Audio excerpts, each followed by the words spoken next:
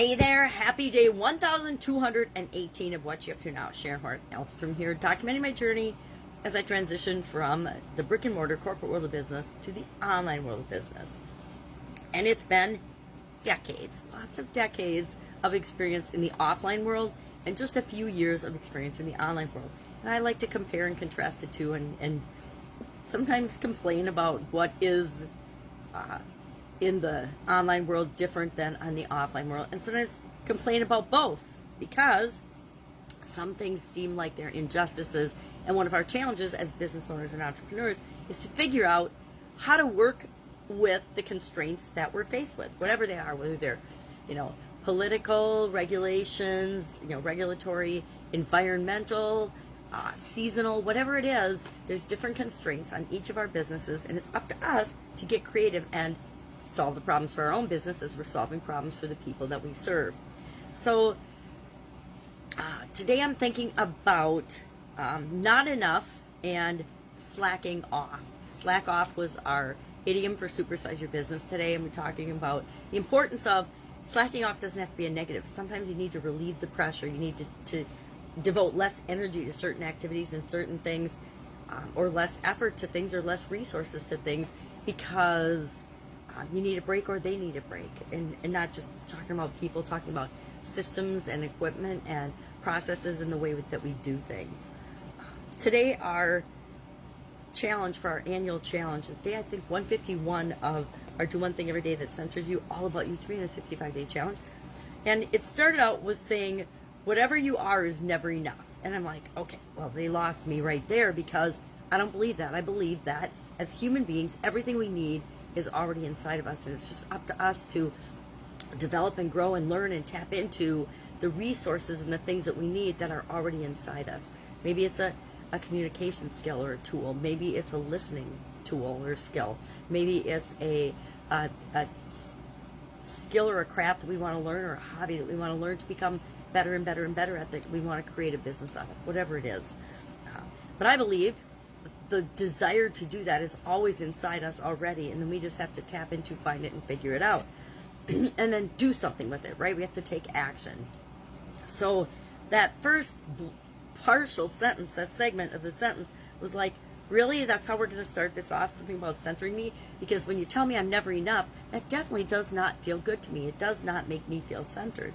Then it goes on to say that we become whole by getting a small piece of something from anybody else, from somebody else. And so I get that a little bit, that we in and of ourselves are not the entire universe. We need other people, and other people need us to complete a lot of the tasks, a lot of the things, a lot of who we want to become and who we want to show up as on the planet. But it just kind of tipped me over, as many things do, which is why I'm doing this book, is to understand the things that trigger me, the things that get me frustrated. The other day it was the thought shower word, and it gets me frustrated because, number one, thought shower comes up with more negative connotations to me than the word brainstorm does.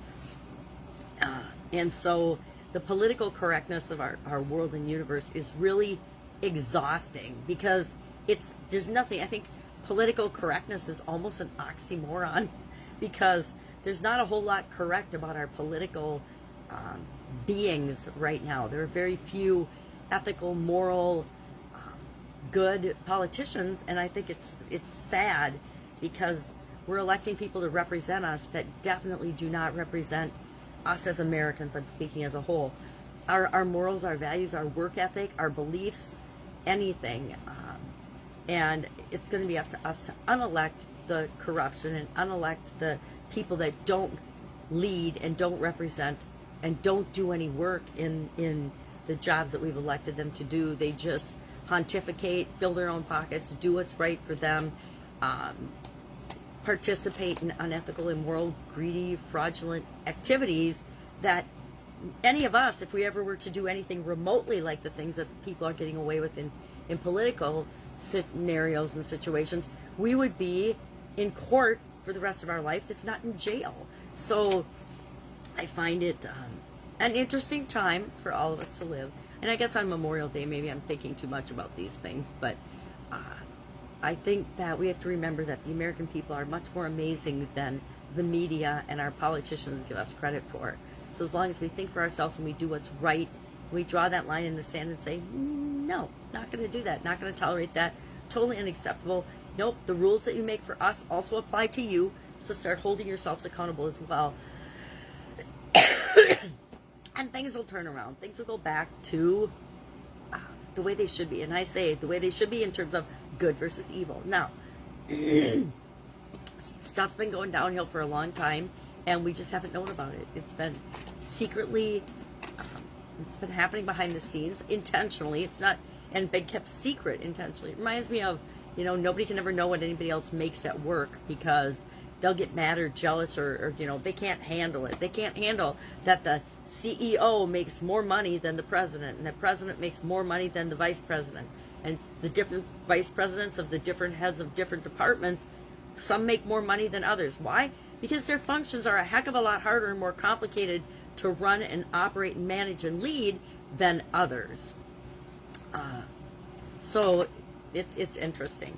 And then all kinds of other things that are unrelated get thrown in there, like gender and race and everything else. Now, I worked in and have worked in male-dominated industries my entire life, my entire career. Is there a glass ceiling? Only if you believe there's a glass ceiling for you. If you don't, you find ways to advance your career, advance your life in other organizations, in other ways. You don't sit in an organization and bang your head against the ceiling and say, oh, there's a glass ceiling, I can't do anything for me. You get off your derriere and you go where you're appreciated. You go where there is no glass ceiling. You go where your skills and abilities are appreciated despite and in spite of whatever is different about you.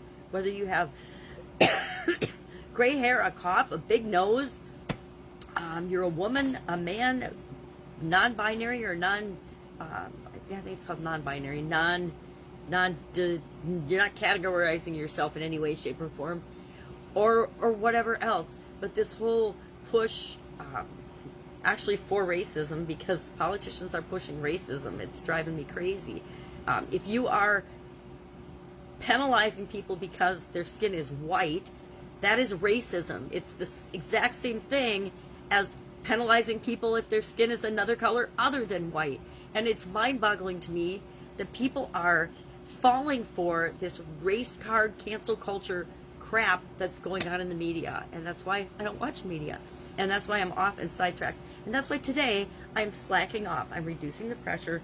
I am hanging out with my granddaughter. I am reviewing my goals. I like to usually quarterly, but especially mid-year, and I consider Memorial Day is usually mid-year, is a day that I go and I review all of my longer-term goals, and I say, okay, well, how am I doing overall, big picture, on my progress toward those goals this year? And it gives me an opportunity to course correct. Now, I do it every week and every month as well, but sometimes I need to step back further and then look at and say, okay, do I need to reprioritize based on what's going on, based on the results we've got so far?